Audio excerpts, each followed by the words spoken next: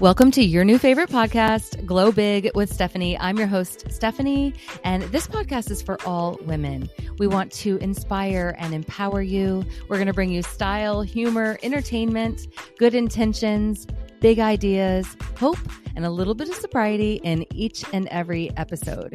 You can get all that and more at vibewithstephanie.com. But right now, grab yourself a sparkly water, put it in a pretty glass or a coffee, and get comfy and enjoy the show.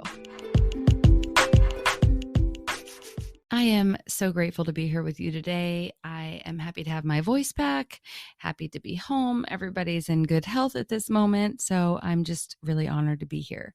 I wanted to share a little bit about what you can expect when you go to quit drinking, because I know that's in the back of your mind if you've been considering it. I just want you to be armed with what actually happens. And this is in my experience only, and everybody's going to be different. And this is going to be from the viewpoint of someone who chose to quit. It's going to feel and hit a little bit differently if you have to quit, if someone has made you quit or you have had to quit for a certain reason that's beyond your actual decision making. If you choose to quit, this is probably the path that's going to be similar for you. If you are anything like me, you might have grown up watching the people in your family drink to celebrate. That's a very common thing in American households for people to celebrate by drinking. It may have been somebody drinking all the time. Maybe it wasn't just to celebrate. I grew up watching the women in my family drink. They made it look glamorous. There was legit sequins and bubbly and gorgeous stemware and cocktail parties, and it was glamorous. But nobody except myself and the people close to my family saw what was happening behind the scenes, and it wasn't pretty and it wasn't glamorous. I still thought it'd be all right to drink. I could get away with it. I maybe had more control than these women, or I was just from a different age and it just wouldn't get me like it did them. And I know most of us, the first time we ever take a drink, it's gross. We're like, oh, that's it. Like that's not what I thought it was going to be. And then when we got older, maybe we drank too much. Maybe we threw up. Maybe we got in trouble. We kept drinking anyway. We kept partying anyway. We went into college years and professional life where it was just the norm. And then mom life, where for me, it was like, oh, everybody's drinking here. That's amazing. I can hide what's really going on because everybody else is doing it too. That was a big sigh of relief for me. But bad things were happening. Not every time I drank, but if something bad happened, it was because I was drinking. Bad things were being sprinkled in all the time. And it was always because of my drinking. I've had people tell me, you really need to quit drinking. You need to take a look at your drinking. Or you really did something crazy last night, or you said something crazy that I know you wouldn't have said if you weren't drinking. But for me, I wouldn't hear of it. I issued a ton of apologies, and then I tried to moderate, or I would be good for a few days, and then I would do it again. And like I said, it wasn't every single time I drank, but most times when something bad happened, it was because I was drinking. One of the big signs you can look out for if you're wondering if you're on that line is the moderation. Have you tried to negotiate with yourself and said, I'm only going to drink white wine instead of red wine because red wine gets me in trouble, or I'm going to stop drinking tequila? I actually started drinking tequila. I was like, you know what? There's a lot of sugar in that red wine. Let me drink tequila.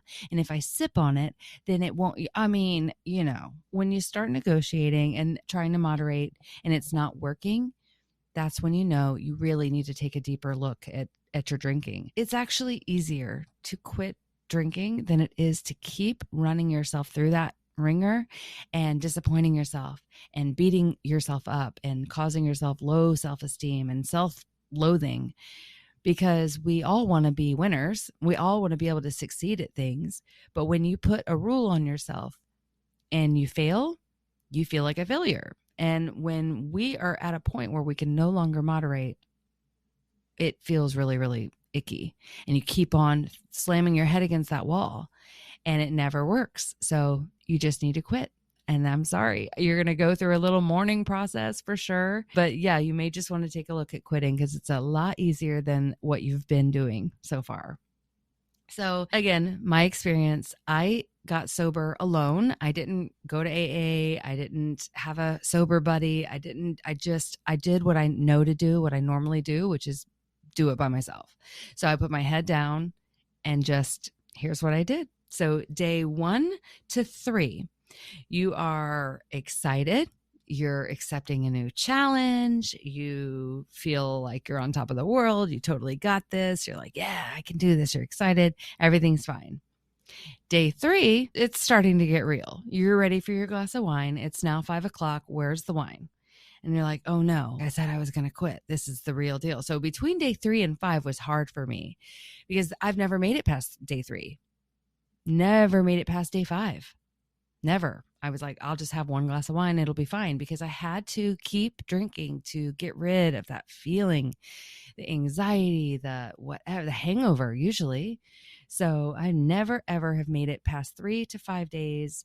So for me, that was a really, really sticky part. And there was a lot of stress. There was a lot of walking. I was manic. I mean, I ran out of my house more than once in a day to go for a walk. And I knew better, and I'm not sure how, but I knew that if I grabbed my car keys, I was going to go straight to the liquor store or straight to the gas station and get something to drink. And at that point, from those 3 to 5 days, I didn't care what it was. I knew that if I went to the store, I would grab whatever. And that was scary. There was a lot of new and weird thoughts that came up that never showed up before. And that still happens being sober this long. Things are starting to come up and I'm like, no, I don't want to deal with that. But here we are. So there's a reason we were drinking. I mean, it's to cover up feelings and to kind of tampen everything down. So things are going to start coming up that maybe you would prefer that they didn't, but it's probably past time to start working through them. And I'm speaking to myself there too. So day 3 to 5, it was starting to get real, stress walking, sweating, weird, manic feelings. Day 5 to 15, this was a very crazy time as well. There was weird thoughts happening. I was at the grocery store with my little boy and we were walking by the wine aisle because you can't help but do that. And there was an end cap there with boxes and boxes of white wine. I think it was Barefoot Pinot Grigio. I'm a red wine drinker. White wine really could take it or leave it. But I find myself even now when I think about drinking again, it's white wine, which is super weird. I've tried to look that up, why the switch in my brain, but I think it's my brain trying to negotiate. I think if you just do the white, you'll be fine. That's a lie. Not going to listen. But anyway, the thought was they were all these white wine bottles with twist offs. I envisioned myself, outer body, flipping the top off of that twist off and guzzling the white wine. And right there in the middle of the aisle, it was a big out of body experience. And I think that is addiction withdrawals. That is crazy thoughts. And that kind of thing happened a lot during the first 5 to 15 days. I also was having major sugar cravings, which I went to a play date in a picnic and I brought all these apple cider donuts. Must have been in the fall. Well, yes, I quit drinking in September. Nobody was really eating them. I couldn't figure out why, because yum. And I never was a big sugar person. And I guess that's because I was always getting my sugar from the wine. But when I got home with the leftover donuts, I, outer body, found myself standing over this container of apple cider donuts, shoving them in my face.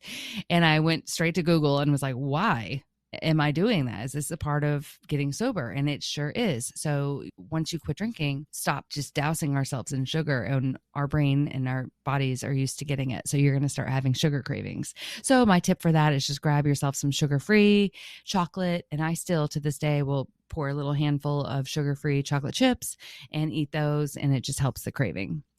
But yeah, you're going to get sugar cravings and weird thoughts because that's your body is going through something. It's used to getting this alcohol, dopamine, and it's not getting it now. So it's going to do all kinds of weird stuff, but you'll make it through. Now that you are armed with the knowledge, you're going to totally be able to breeze through it. Like I said, I did this alone, so I had no idea what was normal, but I've had time to reflect and look back, and I'm sharing with you what happened. So day 15 to 30, this is when it's pretty monumental, actually. You are now doing the work. Your head's down.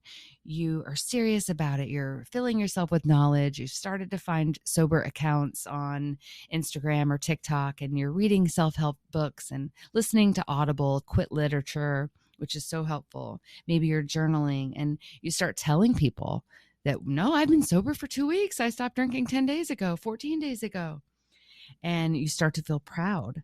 And then around day 30, here comes this really pivotal point. you're thinking, I've made it to 30 days. Maybe I can drink now. Maybe I can drink like everybody else and be normal now. And I think that's what happens after people stop drinking during 75 hard or the dry January that people do, which, by the way, I could never have done a dry January. Never, because I couldn't make it past the first 3 days. I could never do 75 hard because I just couldn't make it past the 3 to 5 days. It does take a decision and will. You have to start off with the want to quit in order to stay quit, I believe, and be really real with yourself. Because if you're still in denial and you're still thinking you can drink sometimes, it's going to be hard to make it through that really rocky 5 to 15 days. So you've got to have a want and a will. And then at 30 days, you're like, okay, what am I doing now? And for me, I had already noticed a life change. My waist had slimmed way down. My skin wasn't gray anymore. I noticed in a picture when I was holding my phone up that my hands weren't fat anymore and swollen and bloated. I can't say that my personality was better for my little boy yet because I feel like I was still angry. You're going to have a lot of anger in that first little bit of time too. But we were rollerblading together. We were walking together, riding bikes together. So he was getting back mommy time for sure. So you're going to, around the 30-day mark, start negotiating and evaluating whether you want to go forward. And I also noticed, because I was posting a lot about getting sober and what it was feeling like, and women were saying how much it was helping them and inspiring them. So I really felt like if I just gave up, then I would stop helping people and I would disappoint people. But also, I know now especially that if you go back, you're probably going to go back harder than you were even drinking before. We went to sushi last night, and usually we would get a sake. I would get some wine, white, red, whatever, drink. Like when we go out, we would drink. And a lady next to me had a glass of white wine. And I said out loud to Will, I was like, if I had a glass of white wine right now, I would freaking drink it so fast. It would make your head spin. And so I just know that I can't go back. You can't go back. If you've made it this far and if you've nodded your head and this resonates and you agree with these things and you stop for 30 and you go back, you're probably going to disappoint yourself. Just know how much easier it is just to abstain altogether. It's a game changer. So I hope this helped. I will be by your side. You are never going to have to be alone when you're getting sober because I'll be right here for you. I've got free tips and support. If you click the link here in this podcast, you can go and get all that. I also have a 30-day glow up program where I'm by your side literally every day through video. I do lessons, what to expect, cravings, health, trauma, therapy. We do breathing techniques, yoga techniques, daily affirmations and journals that you can print, ways to improve your self-care.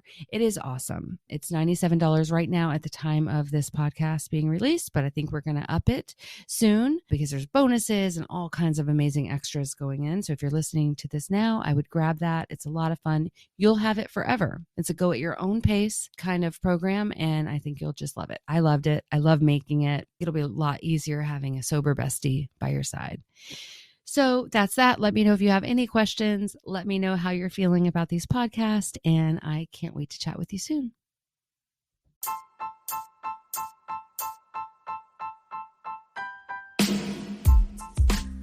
Thanks for joining Glow Big today. I hope you're leaving feeling empowered and ready to take on the world. Listen, if you're feeling burnt out and a little bit depleted, you should check out my Sober Up to Glow Up course. This is a 30-day value-packed, self-paced video course where you can log in and get yourself some self-care every day. There's yoga, there's breathing techniques, there is mocktail recipes and journals and affirmations, and of course, lessons on sobriety and what it's doing to your body and what to do to combat triggers and cravings. And it is just a lot of fun. It's going to benefit anybody, whether you're a big drinker or not. So go to vibewithstephanie.com/sober up to glow up course and grab it now while it's in its beta pricing, because the price is going to go up almost double really, really soon.